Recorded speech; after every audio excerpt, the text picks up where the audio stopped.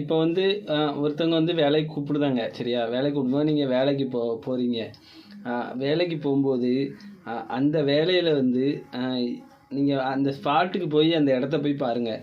வாட்ஸ்அப்பில் ஃபோட்டோ அனுப்புதேன், இந்த இடத்த பார்த்து சொல்லுங்கள், இது என்ன ரேட் ஆகும் என்ன ஏதுங்கிறத வந்து எதுவுமே அந்த ரேட்டை வந்து மட்டும் சொல்லிடாதீங்க.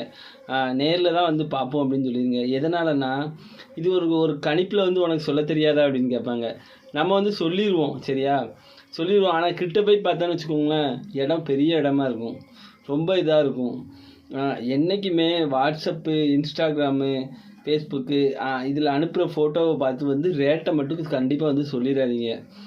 நீங்கள் ரேட்டை சொல்லிட்டீங்க, உங்களுக்கு கைப்பணம் வந்து லாஸ் தான் என்றைக்கும். அதை என்றைக்கும் தெரிஞ்சுக்கோங்க.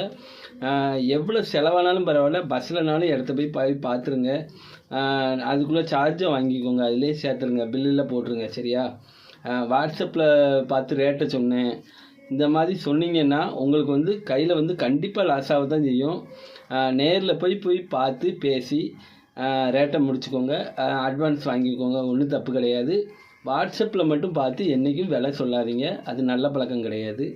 நான் சொன்னது சரியா இல்லையான்னு கமெண்டில் சொல்லுங்கள். நன்றி.